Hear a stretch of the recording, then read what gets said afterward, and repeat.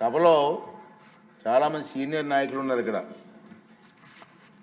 మంత్రులు చేసినటువంటి పెద్దలు కూడా ఉన్నారు. మీ దృష్టికి ఒక విషయం తీసుకురావాల్సిన అవసరం ఉంది. ఈ సమావేశాలలో దురదృష్టవశాత్తు దాదాపు 25 ప్రశ్నలకు సభలో సమాధానం లభించలేదు.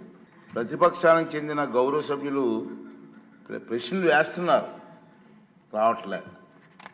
దాని మీద దాని కారణం ఏంటంటే వాళ్ళు ప్రశ్నలు వేయడం వల్ల మరొక 2 మెంబర్స్కి మాట్లాడే అవకాశం పోతుంది. అది సమంజసం కాదు ప్రజాస్వామ్యంలో. కానీ ప్రశ్నలు అడగడానికి సభలో ఉండటం లేదు. మీరు చూస్తూనే ఉన్నారు, ప్రశ్నలు వస్తున్నాయి, వాళ్ళు సభలోకి రావట్లేదు. ఈ కారణంగా సభలో ఎవరో ఒకరి ద్వారా మరో 2 ప్రశ్నలు అడిగే అవకాశం కోల్పోతున్నారు. ఇది చాలా దురదృష్టకరం. సభకు ఎన్నికైన గౌరవ సభ్యులు సగర్వంగా సభకు రావాలి. ప్రజలు ఎన్నుకున్నారు మిమ్మల్ని, సభలోకి వెళ్ళి మా సమస్య మాట్లాడమని. సభకు రావాలి. ఎవరికి కనిపించకుండా వచ్చి సభ్యులు హాజరు పట్టికలో సంతకాలు చేసి వెళ్ళిపోతున్నారండి, దొంగలలాగా వచ్చి. మీరు గౌరవ సభ్యులే, ప్రజలు ఎన్నుకున్నారు, మీరు ఎమ్మెల్యేస్. దొంగలలాగా వచ్చి సంతకాలు పెట్టవలసిన అవసరం ఇచ్చింది కర్మ.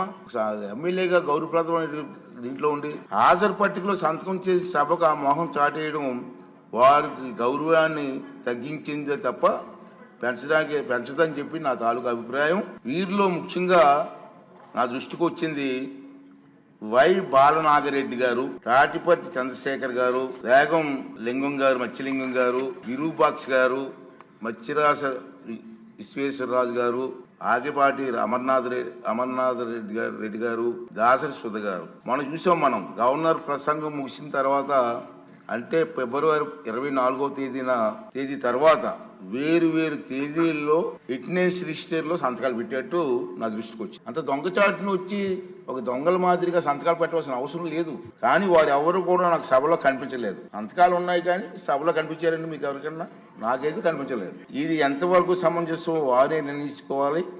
మనల్ని ఎన్నుకున్న ప్రజలు మనం ఆదర్శంగా నిలవాలి తప్ప ప్రజలకి, మీకు ఓట్లేసిన ప్రజలకి తలవంపులు తెచ్చేలే ప్రవర్తించకూడదని చెప్పి నా అభిప్రాయం. ఈ సభ ముందు పెట్టాలని చెప్పి నేను ఈ 2 విషయాలు మీకు తెలియజేస్తానండి.